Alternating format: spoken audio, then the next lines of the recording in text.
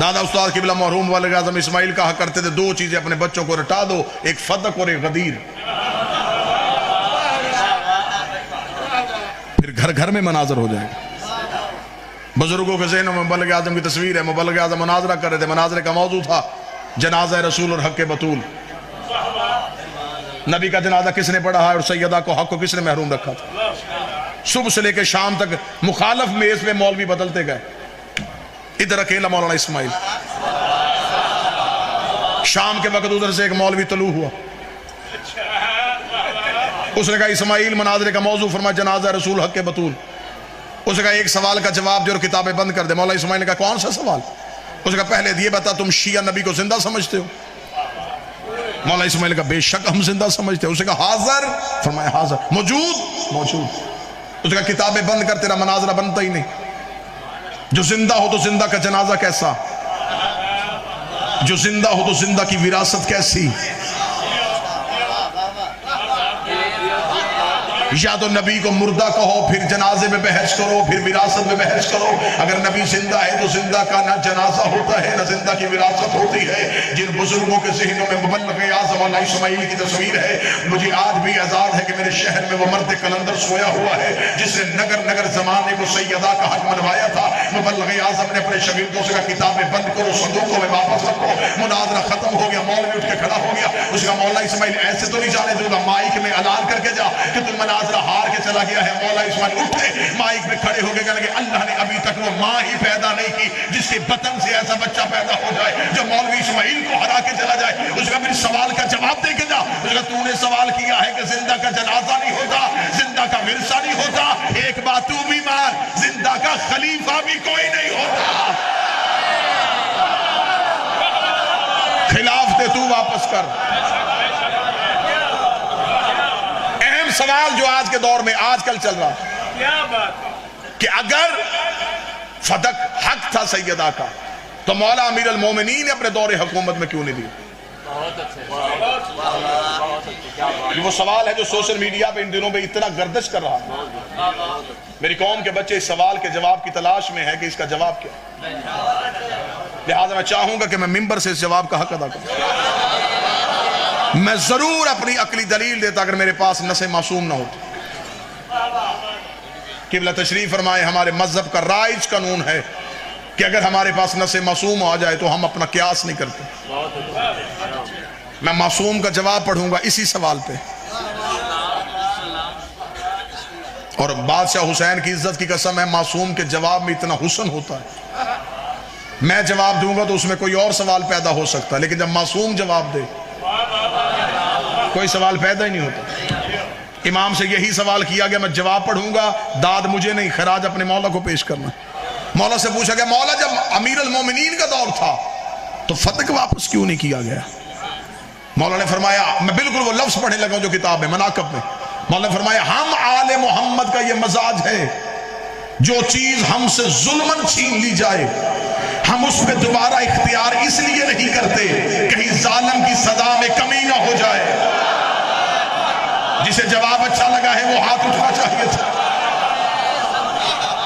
جو چیز ہم سے ظلمن چھین لی جائے ہم دوبارہ اس پہ اختیار اس لیے نہیں کرتے کہیں ظالم کی سزا میں کمی نہ ہو۔ رسول نے مکہ چھوڑا، سنی کتابوں میں لکھا ہے۔ رسول کا آبائی گھر جس میں رسالت مآب رہتے تھے جو جناب عبداللہ اور جناب عبد المطلب کا گھر تھا، جب رسالت مآب نے مکہ چھوڑا تو ابو لہب نے اس گھر پہ قبضہ کر لیا۔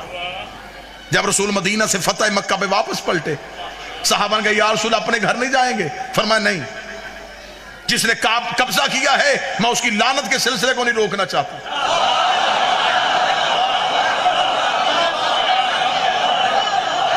اگر جواب کی وضاحت نہیں ہوئی تو ایک اور ریفرنس دے دیتا ہوں، ایک اور واقعہ پڑھ دیتا ہوں۔ چوتھے امام سے ایک بندے نے پوچھا تھا مولا قتل حسین کا بدلہ کس نے لینا ہے؟ فرمایا ہمارے آخری بیٹے نے۔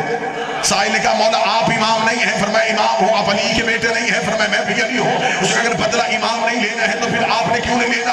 آپ کی تو رگوں میں علی کا خون، آپ کربلا کے چشمدید گواہ ہیں۔ جواب اتنا اچھا تھا کہ مجمع کے چہروں پہ نور ولایت آ جائے گا۔ امام نے فرمایا اگر میں بدلہ لوں گا تو صرف اس دور کے یزیدیوں سے لوں گا، بدلہ 12ویں نے لینا ہے تاکہ ہر دور کے یزیدی سے لے سکے۔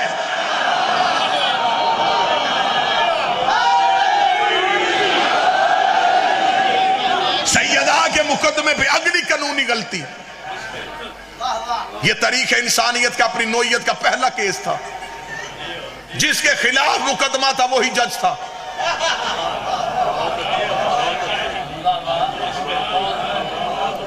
ये मुकदमा हाकम सुन ही नहीं सकता था।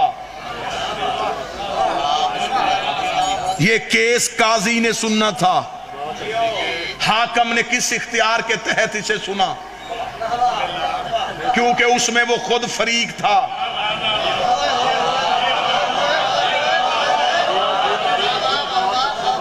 सरकार, हम तो इसलिए तैयारी कर रहे हैं कि मैंने अपनी जिंदगी में, मेरा ख्याल है, उतनी मजलिसें नहीं पड़ी जितनी पेशियां भुगती। मुझे अदालतों के मजाज का पता है। जब अदालत में जाएं तो जज या अदालतें मजहब की किताबें नहीं खोलने देते। वो कहते हैं कानून की किताबें खोलो, यहां पे कानून पे बात करो। तो लिहाजा 114 मैंने वो नकाइश निकाले कि अगर कभी हमें बुलाया जाए और हमें कहा जाए कि मजहब की किताबें बंद करो, तो हम पाकिस्तान का कानून सामने रख के भी साबित कर सकते हैं कि ज़हरा कल भी हक में थी, आज भी हक में।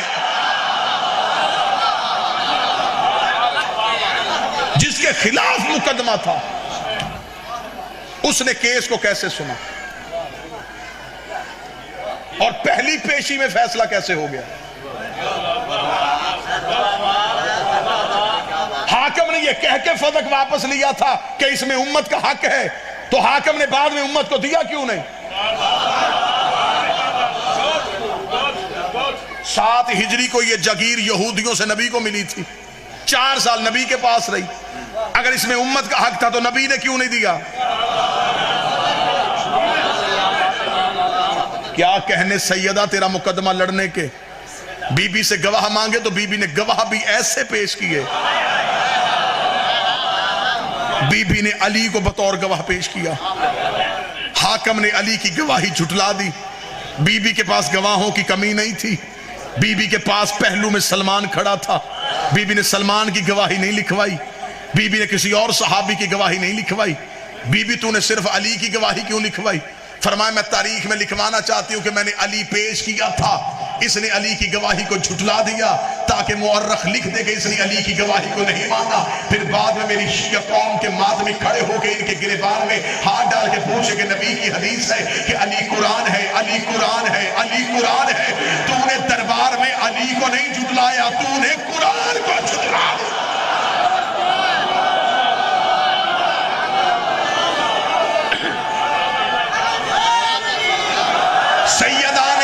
सैयदा ने दरबार में खड़े होकर अपना मुकदमा खुद लड़ा। ये असरे हाजिर की जरूरत थी तो मैंने ये मजमून पढ़ा। बेशक नारों से मजलिस बेनियाज हो जाए, लेकिन ज़हनों तक ये बातें पहुंच जाएं। जनाब सैयदा का हक लोगों तक ना पहुंचना किताबों में हकाइक ना होने की दलील नहीं, मिंबर की बुज़दली की अलामत है। हम पढ़ते तो किसी को पता चलता, हमने पढ़ा ही नहीं। मैं दलील में एक लफ्ज कहने लगा और मुझे चेहरों की ज़ियारत करें। हमने इमाम हुसैन का कत्ल इतना पढ़ा कि आज कोई हमारे सामने यजीद का नाम नहीं लेता। जो जवान बैठे मुझे उनकी ताई चाहिए थी। हमने कत्ले हुसैन इतना पढ़ा है कि आज बंदे हमारे सामने यजीद का नाम लेते हुए डरते हैं। उन्हें पता है इनके मुर्शिद के कातिल का नाम इनके सामने लेंगे तो इनके चेहरे बिगड़ जाएंगे, इनके तेवर बदल जाएंगे। ये है कत्ले हुसैन पढ़ने का मोजा। हमने हुसैन का जिक्र इतना किया है, आज बंदे यजीद का नाम नहीं लेते। जैसे मोहम्मद के बेटे का कत्ल पढ़ा था, ऐसे नबी की बेटी का कत्ल भी पढ़ना चाहिए। बिन्ते रसूल का कातिल भी बताना चाहिए। हम दीवार से लगाए नहीं गए, हम दीवार से खुद लग गए। बजाय ये कि कोई हमारे सामने उनके नाम इज्जत से ना लेता, हमने डर के खुद इज्जत लेने शुरू कर दी।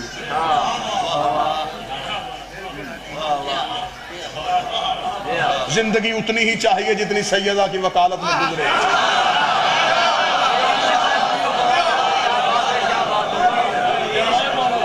ज़हरा को छोड़ के मरो, कुत्ते की मौत है वो मौत। جتنی سانسیں ہیں یہ سیدہ کی امانت.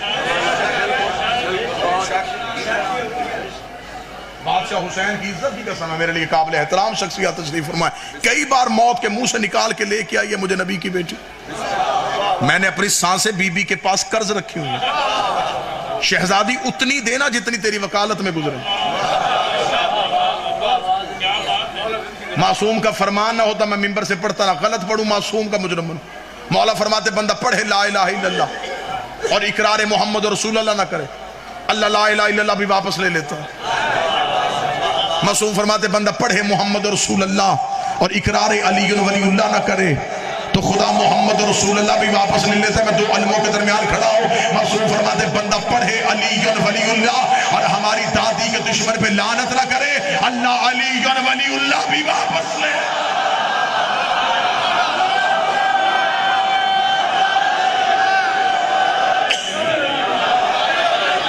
بسم اللہ. ایمان کا اعزاز پانے کے لیے، اپنی روحوں کو جہنم سے بچانے کے لیے آسمان حق کے زہرا پر تبرہ کیجئے. یہ تو پہلی شرط ہے جنت میں جانے کی.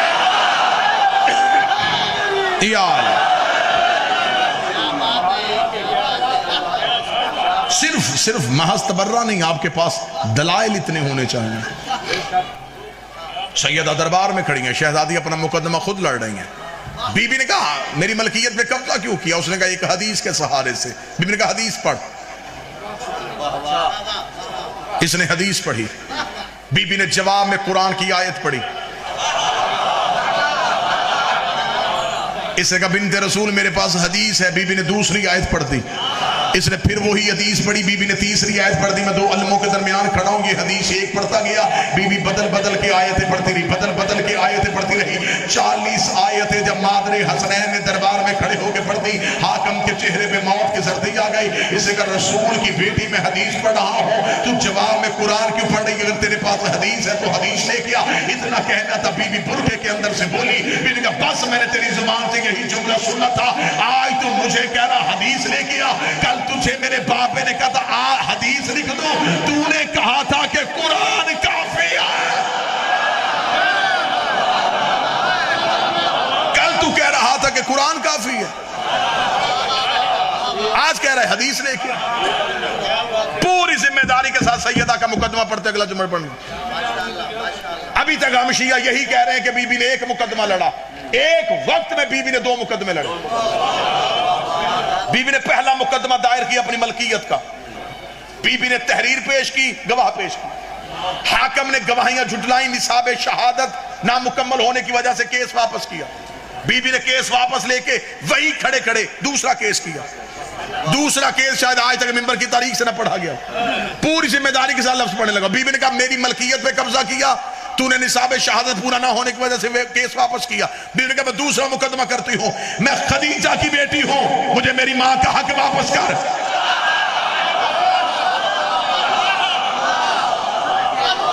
اسلام مکروز ہے میری ماں کا.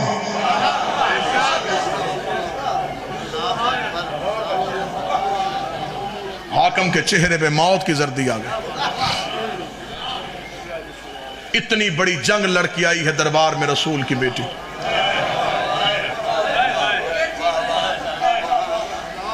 کسی جنگ نے منافق کو اتنا نقصان نہیں پہنچایا جتنا سیدہ کے 4 گھنٹے دربار میں خطبے نے پہنچا.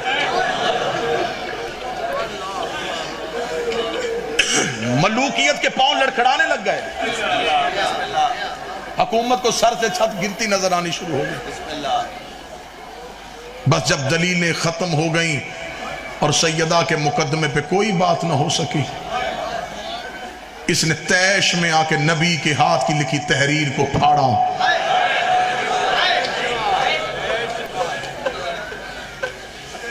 کوئی سنی میرا بھائی بیٹھا ہو، میں نے تمہارے سامنے حقائق پڑھے، حقیقت پسند بندہ ہوں، ممبر پہ منافقت کا قائل میں ہوں ہی نہیں. جو میرا عقیدہ تھا، جو میرے مذہب کا عقیدہ تھا، وہ میں نے آپ کو سنایا. میرے سنی بھائی بیٹھے مجھے سر پہ قرآن رکھ کے بتاؤ، زمانے جاہلیت میں بیٹیاں دفن ہوتی تھی، بیٹی کا احترام کس نے سکھایا؟ بیٹی کو باعزت باپ کے گھر سے رخصت کس نے کروایا؟ نبی نے. بیٹی کو باپ کی جگیر سے حق کس نے دلوایا؟ نبی نے. اب رات کو تاریکی میں بستر پہ لیٹ کے سوچنا جس نے کائنات کی ہر بیٹی کو حق دلوایا تھا اس کی اپنی بیٹی حق سے محرومہ چلی گئی۔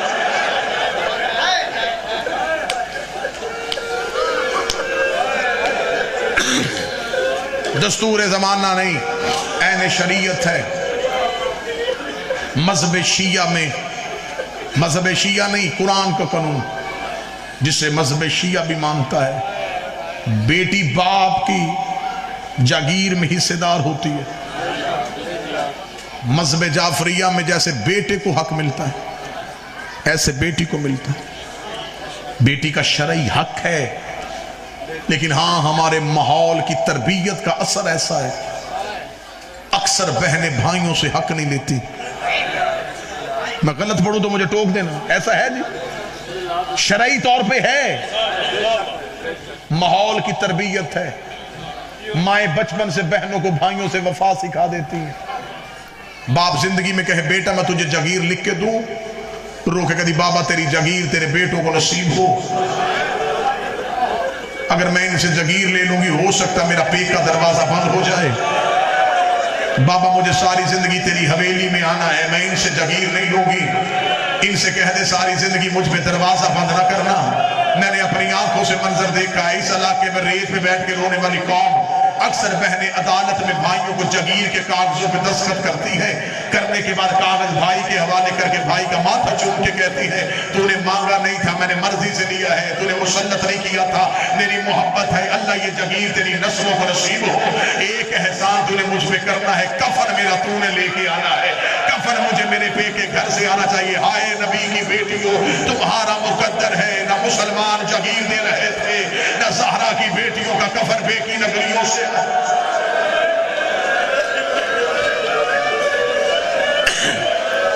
اجرکم من اللہ،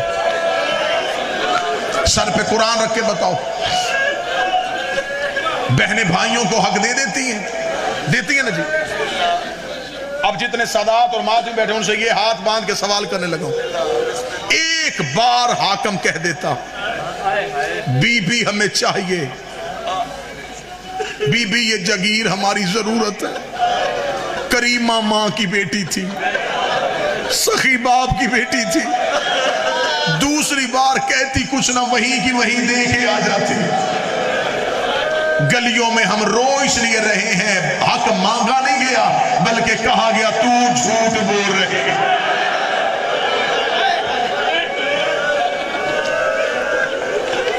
کوئی سنی میرا بھائی بیٹھا ہو،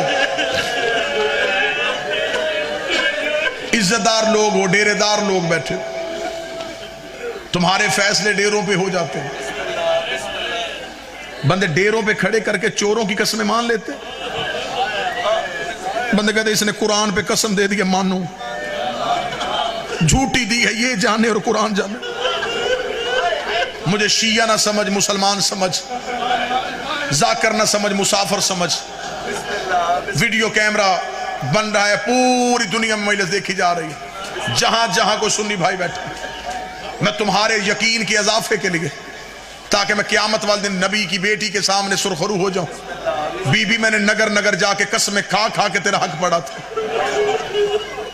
سنی بھائیوں کے اطمینان کے لیے کہتا مجھے اللہ کی ربوبیت کی قسم، مجھے نبی کی رسالت کی قسم، مجھے علی کی ولایت کی قسم، مجھے خاتون کے حق کی قسم، مجھے حسن کے کفن کی قسم، مجھے حسین کے لہو کی قسم، یہ دی ہے میں نے سنی بھائیوں تمہارے لیے قسمیں۔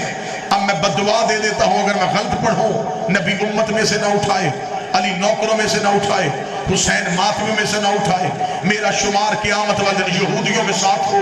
اتنی قسمیں اور اتنی بددعائیں تو کوئی اپنے آپ کو نہیں دیتا، اتنی قسمیں بھی دے دی ہیں، بددعائیں بھی دے دی ہیں، صرف سنی بھائیوں تک حق پہنچانے کے لیے شیعہ مرتا مر جاتا ہے، غازی کے علم پہ ہاتھ رکھ کے جھوٹی قسم نہیں دیتا۔ یہ میرا دایاں ہاتھ ہے عباس کے علم پہ، سنی بھائیوں کے سامنے قسم کھا کے کہہ رہا ہوں قتل ہوئی تھی تمہارے نبی کی بیٹی، گھر آ کے مارا تھا مسلمانوں نے رسول کی اکلوتی بیٹی کو، مائنس ختم ہو مولویوں کے سروں پہ قرآن رکھ کے پوچھنا آخر بتاؤ زہرا کا قصور کیا تھا؟ قتل ہوئی، مارا گیا ہے رسول کی بیٹی کو، مصائب سے پیار کرنے والی یہ نگری ہے. تمہارے ہاں سے مصائب کے قوانین بنے ہیں, تم نے مضامین کو ترتیبیں دی ہیں. یہ میں منبر کے غلاف پہ ہاتھ ڈال کے کہہ رہا ہوں, میرے بعد حوالے کی دنیا کا معتبر نام بیٹھا ہوا ہے, میری بات پہ یقین نہ ہو, ان کے سر پہ قرآن رکھ کے پوچھ لینا. ہم صرف تمہارے ڈر کی وجہ سے پڑھ دیتے ہیں کہ بی بی دربار سے گھر آئی ہے تو سر کے بال سفید ہو گئے تھے, کمر بی بی کی جھک گئی تھی. میں غلط پڑھوں, مجھے غازی معاف نہ کرے. جب بی بی گھر واپس آئی ہے صرف سر کے بال سفید اور کمر جھکی نہیں, بی بی کا دائیں ہاتھ چہرے پہ تھا, نبی کی بیٹی کا ایک ہاتھ رخسار پہ تھا. شام کی ملکہ تڑپ کے اٹھی, رو کے دی, ہے اماں بتا تجھے دربار میں کسی نے مارا بھی ہے؟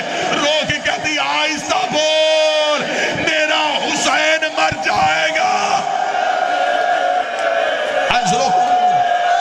سیدہ ان آوازوں پر رحم فرما. بی بی یہ ماتم قبول کر, یہ لمحے سیدہ سے منسوب ہے. اماں تجھے مارا گیا,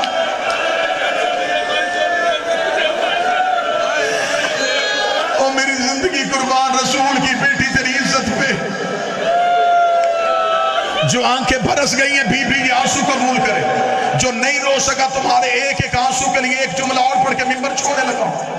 مجھے اس منبر کی قسم ہے, آدھے سے زیادہ زخم بطول نے علی کو بھی نہیں بتائے. جو ماتم نہیں کر سکا, تیرے ماتم کے لیے جملہ پڑھوں, کوئی سید بیٹھا تو مجھے معاف کر دینا. رات کو چھپ چھپ کے علی زہرا کے حجرے کا پردہ اٹھاتے, ریت پہ تڑپتی ہوئی نبی کی بیٹی کو دیکھتے. علی روتے روتے اپنے بچوں کو اٹھا کے گھر کے کونے میں بیٹھ کے علی خود مٹی میں بیٹھ جاتے, اپنے بچوں سے کہتے, مجھے بتاؤ تمہاری ماں کتنی زخمی ہے, مجھے بتاؤ تمہاری اماں کو کہاں کہاں درد ہوتا ہے. ایک دن حسن کی آواز آئی, بابا اگر تو برداشت کرے تجھے درد بتاؤ. فرمایا, حسن بتا, کوئی ماتم کر سکے تو کرنا. حسن نے دائیں ہاتھ بابے کے سر پہ رکھا, رکھ کے کہا, تیری غربت کی قسم ہے کئی راتیں ہو گئی ہیں ہماری ماں نماز میں قنوت نہیں